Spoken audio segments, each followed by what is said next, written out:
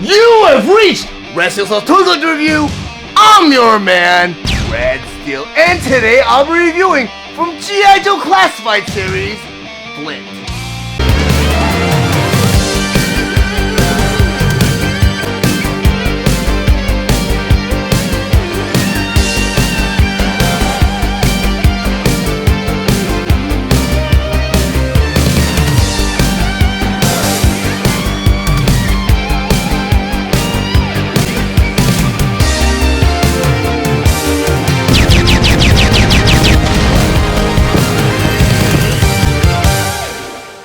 G.I. Joe Classified Series, Flint. But before I get to the actual review, I just want to go over some of the old school details on this packaging. Up front here, typical blister tray showing you the figure, and all the accessories inside. Top corner, you have a warning label that says, choking hazard, small parts, not for children under 3. The other corner, you have a 4+, which is age requirement for this figure. Across top, you have G.I. Joe. Below that, you have Flint.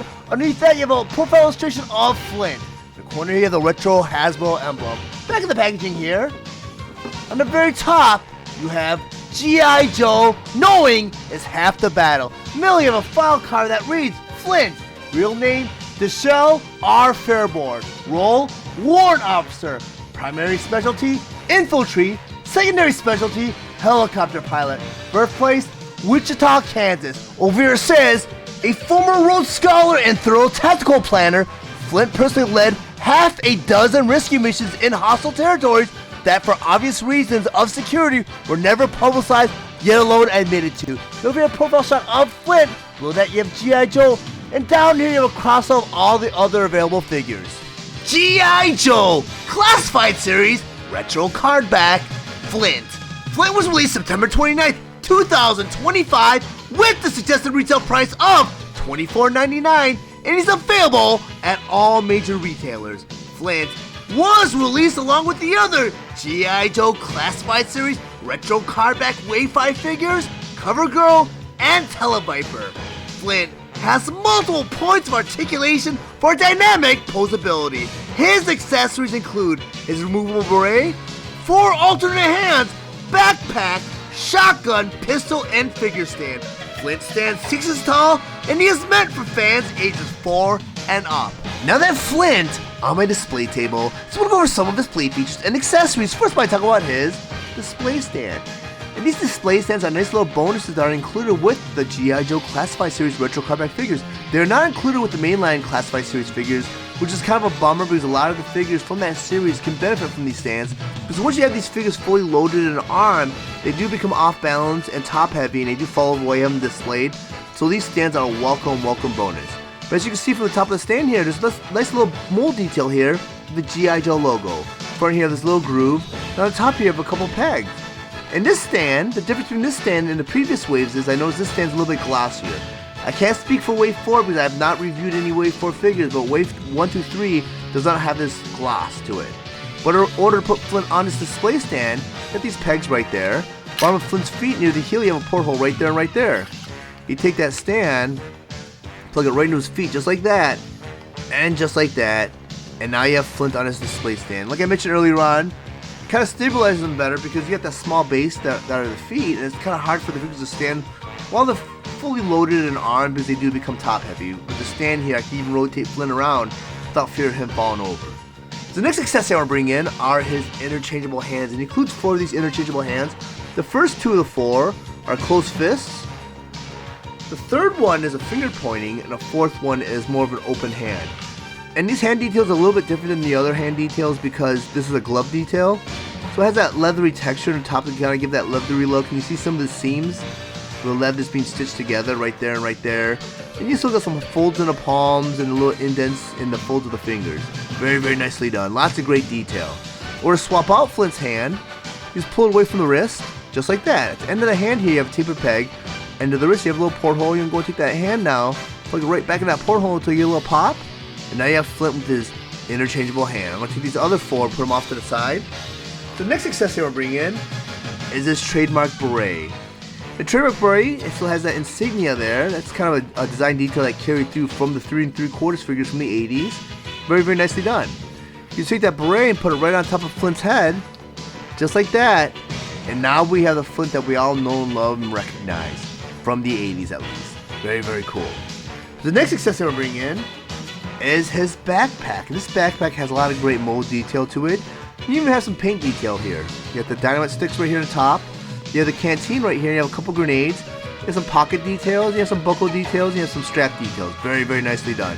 They even did the inseam stitching around the backpack right here. You get that peg in the middle here, and you turn Flint all the way around. Instead of Flint's back here, you have a little porthole. You can take that backpack and just plug it right into his back, just like that. Very old school. The nice thing too here is they put the little detail here with the bandolier strap, so it doesn't look like his backpack just being pegged to his back. Like a lot of the 80s figures, you have a backpack that plugs into your figure, but there's no straps to kind of show how the backpack is being held on. And they kind of kept that detail in mind with the strap right here. Very, very nicely done. The next accessory I want to bring in is Flint's pistol. This pistol has some great detail to it. I'm not sure if the camera could focus in on it.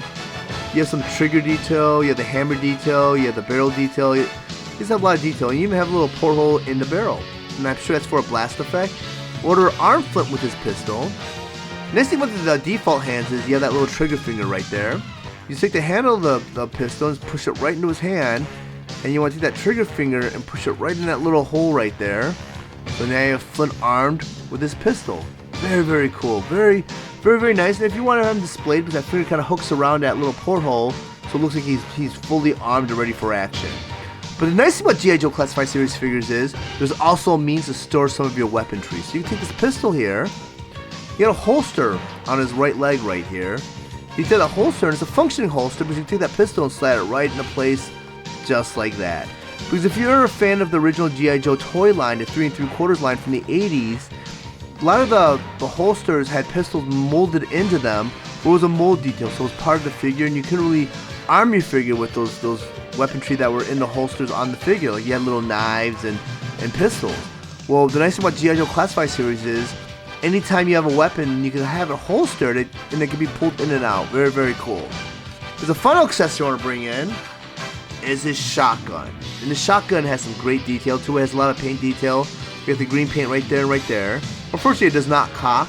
But anyways, you got some little portholes or little holes in the side here that kind of give that realistic look to it. It looks like a really, really cool accessory. And again, you had that little porthole in the barrel. Or to arm Flint with the shotgun, the same way you armed him with the pistol. You take the handle, put it in the hand, take the trigger finger, put it right in that little porthole, and now you have Flint armed with his shotgun. And Flint has many points of articulation. I mean, he's got the ankle articulation, he's got the swivel for the ankle, double jointed knees, the thigh swivel, he's got the hip articulation, the waist articulation, the torso articulation, double jointed neck, where the bottom of the neck and top of the neck does have some articulation. You have butterfly joints now. And I never really noticed that before, but you do have the butterfly joint for Flint. You have the shoulder joint, you have the bicep swivel, you have wrist, double jointed articulation for the elbow, you have ball socket joint for the top of the head. It's just so many points of articulation. I mean, there's just the poses are so dynamic and so versatile that you could almost put Flint in any kind of battle pose you want to. It's a very, very nicely done figure. And this figure is actually a figure that was molded from top to bottom as a new figure, because I do have the Flint from the regular G.I. Joe Classified Series figure, and he looks a little bit smaller. It looks a bit smaller. And I know this is more of a modern take of what Flint will look like nowadays, where you have the scar over the eye right here, and you do have the black shirt and the green camo pants still. But I mean, they changed the detail with the boots, where he has the more modern looking boots, more modern looking knee pads. It's a cool figure, but I appreciate the retro figures a little bit more. I mean, this is my Flint. This is the one I connect with. This Flint might have a slight backstory that I'm not aware of, because he has a scar over his eye right here. And he looks like a generic military guy. But you take his hat off, he's got the cut just like this Flint does. Because, I mean, I don't really recall Flint really taking off his hat during the cartoon series or in the comic book. Flint was one of my favorite characters too. He just was a cool character. He always seemed strong. He had a strong voice in the cartoon series. Just a cool figure. But I'm kind of glad they went ahead and did the retro version of Flint, because this is going to be more my, the Flint I'm going to use for my display. My definitive Flint, probably a better term for it. I mean, I like this Flint, but he's too off of what I remember Flint being. He's not really the same Flint that I grew up with. The cool thing they did with this figure though is they gave him that little holster in the back where you could put a shotgun. And even the shotgun with the newer Classified series figure, it has a more of a modern take on a shotgun, as opposed to the old school shotgun here you have with the Retro Flint.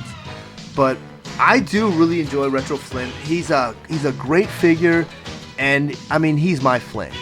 If you found any of the information in this review valuable, please like and share this video. Also, if you really enjoy my content, please subscribe to my channel, and while you're there, click the bell to be notified of any future videos. I want to thank you guys for watching Red Steele's Toy Collector Review. I'll check you guys out next time.